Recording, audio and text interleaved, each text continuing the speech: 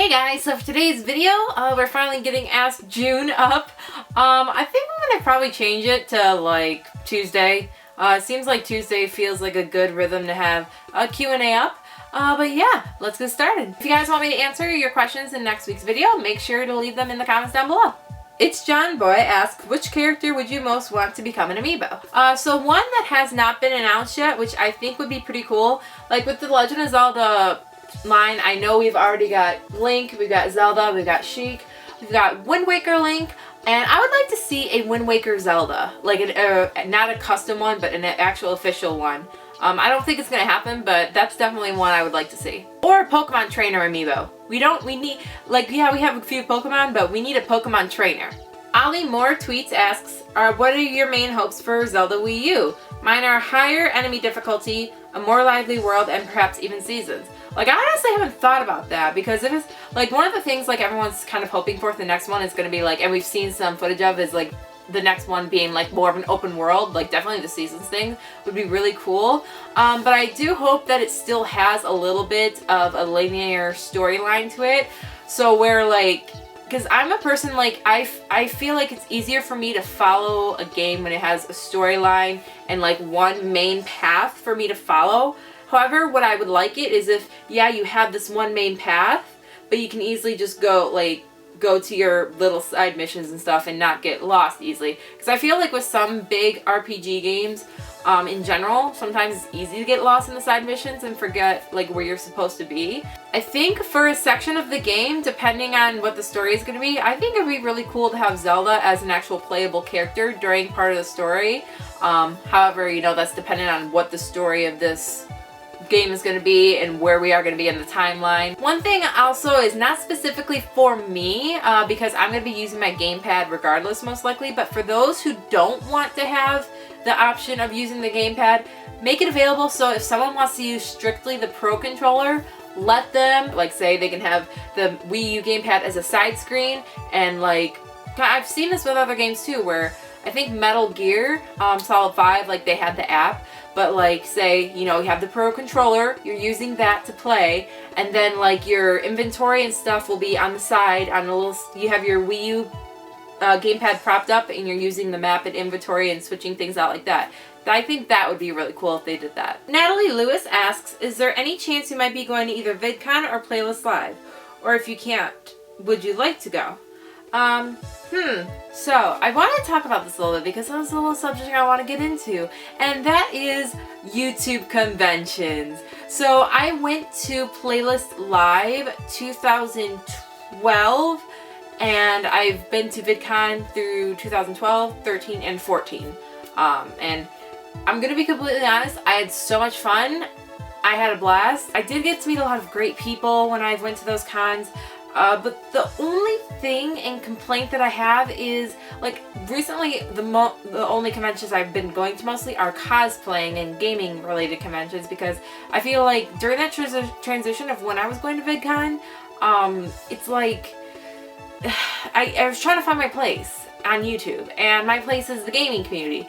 And while yes, on YouTube, you know, that's a YouTube convention, and, you know, it's supposed to be, like, you know, of everything YouTube, it hasn't been as much gaming related, and that kind of nerdy side within the past few years I went. However, I am aware that Hank and John Green have been making steps to make it more inclusive of the gaming side. Like, they're having, like, part of one of the the hotels, like, being, like, a gaming center place. So for this upcoming year, that's fantastic. However, due to me now living on my own and YouTube not being my job, so I'm unable to use YouTube to fund my trips going to VidCon or Playlist Live.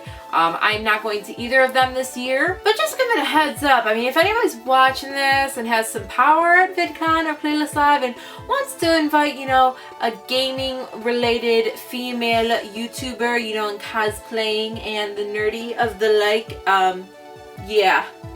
I totally got you. I got you. I can help you out there with panels and stuff. Just saying. One of my biggest complaints, to be honest with you, this is not the fault of the convention. That's something that's beyond their control, but oh my god. Fangirls. Fangirls. Fangirls. Y'all need to take a chill pill. When I was at Playlist Live 2012, I literally watched girls stampede down a hallway for either Pointless Blog TV or Dan and Phil. And I'm just like, I don't know why you girls do this, because when I ran into Dan and Phil, it was just on an elevator. I was like, oh, hey, what's up? Let's take a picture. Cool, thanks. I like your videos. Like, why can't fangirls, like obsessive fangirls and fanboys, just have casual interactions? Like, I get that it's not the majority, but when you watch British YouTubers get stampeded down a hallway, I've watched Marcus Butler at Playlist Live get just backed into a back of a booth and like 50 girls, not exaggerating, 50 girls surrounding him and backing him into a corner like a herd of lion on their prey, ready to pounce. I'm just like, I don't know what creates, I think YouTube conventions just create this thing inside fangirls' heads of like, I enjoyed when I went, but honestly, overly obsessive, screaming fangirls and fanboys and obsessive fans who can't control themselves, it ruin the experience for people. I'm not going to sugarcoat it. There's a difference between excited about meeting one of your favorite YouTube creators. You know, we can all be excited about that. No problem at all. But when you are literally ruining the con for other people because you're yelling, stampeding, and screaming and shoving through people to go get to someone, that's a problem. I think it's one of the reasons why I haven't made Vidcon or Playlist Live a priority to go to, because I'm honestly not going to have that many people that I could hang out with and interact there, because most of the people who I would say I'm friends with and would probably follow my content are more likely to go to conventions like PAX East and E3 and just general cosplaying conventions in my area or big ones in the country. That's honestly where I feel my place is in the community. But however, I'm more than happy to change my mind if I ever have the funds and I'm able to add VidCon as a trip, because it honestly is a great experience, especially with the panels. Like one of the best panels I went to in 2015 was one that was gaming related, and Lasercorn was there. It was Lasercorn, Boogie2988, they had people who are the heads of Twitch on this panel, and KSI, like, all talking about the gaming community and everything gaming and Let's Plays and stuff. Like, that is what interested me.